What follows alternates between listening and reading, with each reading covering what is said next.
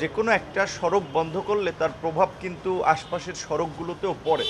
এটা আমরাও মনে করি, এটা আমাদেরও ভাবা উচিত যে একটা ব্যস্ত সড়ক যদি আমরা বন্ধ করে সভা সমাবেশ করি, সেটার প্রভাব এই ঘনবসতিপূর্ণ ছোট্ট নগরীর প্রত্যেকটা অলিতে গলিতেই পড়ে যায়।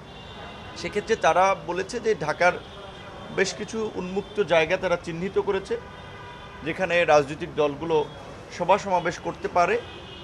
এবং আমরা বিশেষ করে সাম্প্রতিক পরিস্থিতিতে যেভাবে বিভিন্ন ঘটনা ঘটছে, আপনারা জানেন যে মোহাম্মদপুরের একটি ঘটনা, গতকালকে বনশ্রীর ঘটনা, আরও বেশ কিছু ঘটনা, এগুলো আমরা তাদের দৃষ্টিতে এনেছি এবং এগুলো প্রতিকার করার জন্য বিশেষ করে ডিএমপি যেন সক্রিয় ভূমিকা পালন করে। বিভিন্ন এলাকায় যে দুর্ঘটনাগুলো ঘটছে, এগুলোর যদি শক্ত পদক্ষেপ না নেওয়া যায় তাহলে এগুলো তো ঘটতে থাকবে। সেক্ষেত্রে আমরা বলেছি যে আমাদের কাছে মনে হয়েছে যে পুলিশের পেট্রোলিং বা টহলটা জোরদার করা দরকার। বর্তমান সরকারকে ব্যর্থ এবং অকার্যকর প্রমাণ করার জন্য, আইন শৃঙ্খলা বাহিনীকে ব্যর্থ প্রমাণ করার জন্য দেশি বিদেশি বিভিন্ন ধরনের এজেন্সিও আপনার নানান ধরনের ঘটনা ঘটাচ্ছে।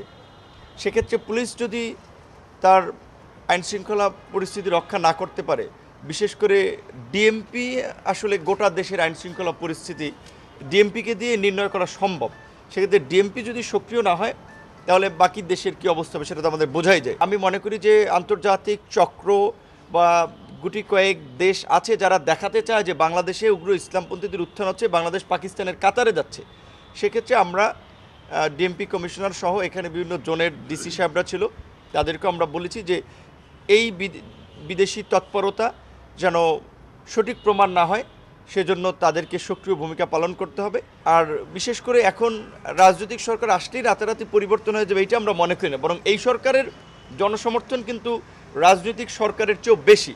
বাংলাদেশের 53 বছরের ইতিহাসে কোনো সরকার এইভাবে দল মত বাম ডান নির্বিশেষে সমর্থন পায় নাই। এটা ঠিক, যদিও এই সরকার সেই সমর্থনটা ইতিবাচক কাজে ব্যবহার করতে পারছে না, কিংবা পরিস্থিতি নিয়ন্ত্রণে আনতে তারা একটু দুর্বলতার পরিচয় দিচ্ছে।